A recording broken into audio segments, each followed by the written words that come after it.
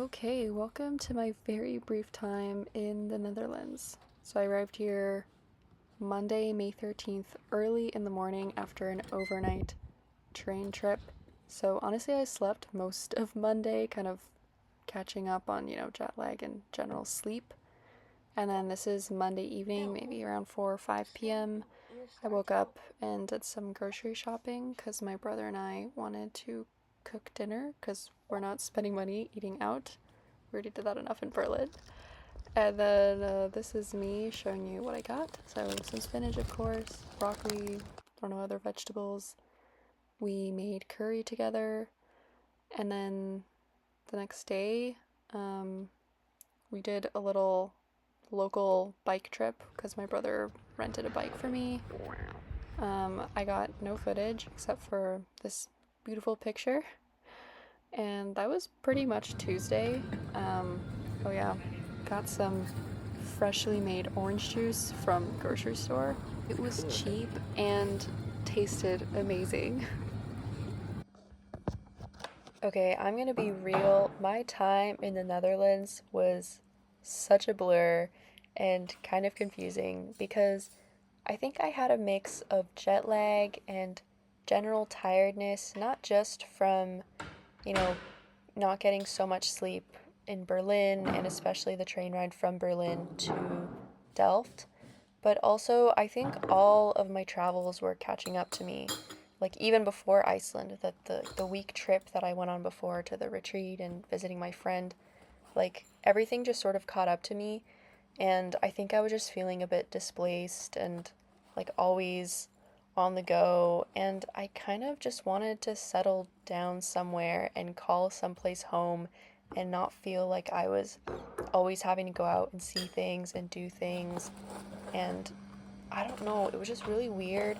And it was a weird problem to have because I'm literally so blessed to be able to travel. So I just felt guilty the whole time for not being happy while traveling. And like being sad, like, oh, you're burnt out from traveling. Like, what a privileged problem to have. But it was something that I was feeling. So it was just weird. I didn't like it. Um, but overall, it was nice being able to see my brother again since I hadn't seen him for a few months, and to be able to see the town that he'd been living in and to see his little dorm. And it was sweet. In this clip, I was just testing out this rental bike because I had to return it today, and I'd used it yesterday when I'd gone biking with my brother. However, I was finding it particularly difficult yesterday and I was going really slow and I did not know why. I was going through all these reasons like, okay, I guess the bikes are slightly different here, but they're not even that different, so I can't be this bad because of the bikes. So then, okay, maybe I'm just slightly out of shape and I didn't realize. But that also doesn't make sense because I've been running a lot and strength training too. Also, it's super flat here and really hilly in my hometown, so it should not be this difficult. However, I realized it was the skirt. It was the skirt all along. It was a skirt all along. It was not me being a terrible biker. I just couldn't bike because I was wearing a skirt. I'd seen other people biking in regular clothes like jeans and dresses and skirts, so I wanted to be like a local and bike in regular clothes, but it seems like I'm just not at their level yet. I don't know how they do it.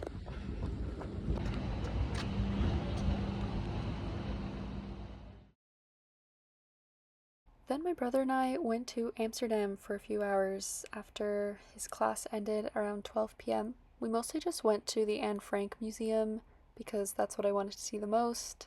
My brother got a stroopwafel, and we walked through the red light district, which you can go look up what that is. We just had to walk through and didn't really look around. I think we were only in Amsterdam for maybe 4 or 5 hours, and an hour of that was spent in the Anne Frank Museum, so it was very rushed. But it was kind of rainy when we went, and we didn't have an umbrella, so there wasn't too much I wanted to see anyways. I think we made the best of what we had, and I definitely like to come back and give Amsterdam a proper visit one day. But it was a nice way to end off my time in the Netherlands before I headed out the next day.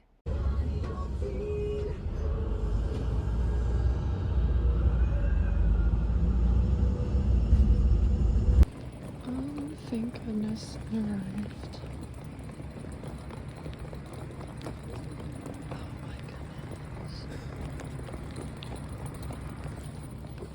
That was scary. Long story short, there was kind of a sketchy guy that kept talking to me at the station because it was, I think, 4 a.m. when I was at the station.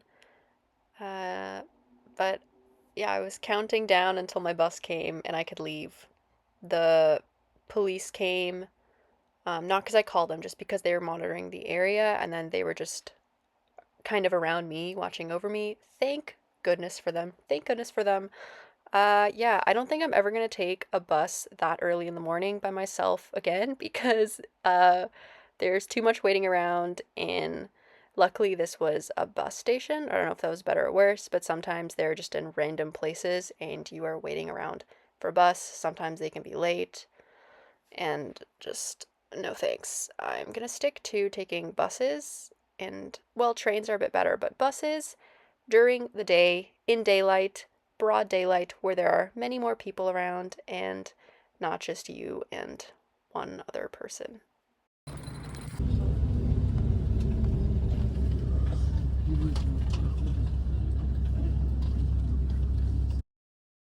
Then my Flixbus was delayed for like 2 hours, but it arrived.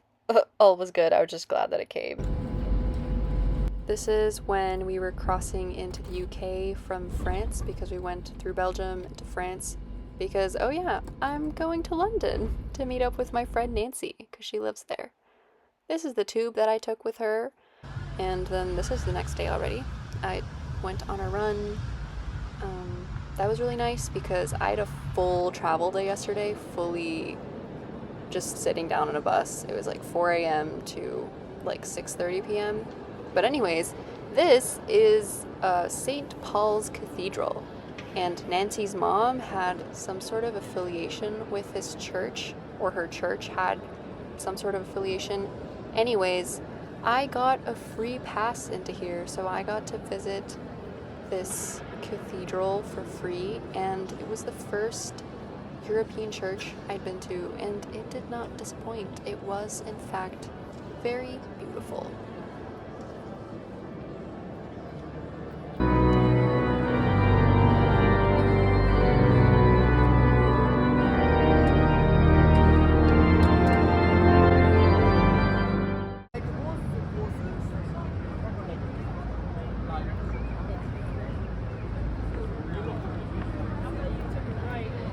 After seeing the London Bridge, I took a train back into central London, and I saw the London Eye, this Ferris wheel looking thing, and I could see Big Ben. So that was enough for me of seeing those, so then I could just move on and go to the next thing and not have to visit them. Then, in a very last minute decision, Nancy and I bought tickets 2 hours before to see Phantom of the Opera. I did not realize that London was known for musicals, and I'd never seen a musical, and my goodness, did this not disappoint. The next day we went to Notting Hill, which is known to have this famous market. We just kind of walked around and we saw this artist making this really cool art. And then we went to Buckingham Palace, and I'm really ignorant, so I was like, wait, do people actually live here? Oh my gosh, duh, that's where the queen lives. Or I guess the king now, because the queen's dead. But then we just had this really nice vegan dinner. I think it was kind of overpriced, but that's okay. Then I, of course, had to have my London moment and take a picture with one of these red telephone box payphone things. I forgot what they're called. But one of the things that I really appreciated about my time here is that we had really late starts. Like, we wouldn't leave the house until like 1 or 2 p.m., and I really appreciated that because it helped me like slow down and feel not always on the move and in a rush to do things. So that was really nice. So today we just went to a bookstore, walked around, and then we ended up at Nancy's church for an evening service, and that was also really appreciated because it just helped me again feel more grounded. And the service was beautiful. It was in a beautiful old church, and it was just awesome.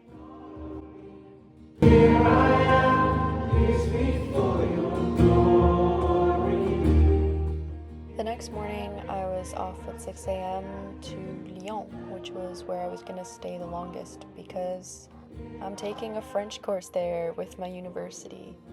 But this was time really well spent, and I thoroughly enjoyed my time in London.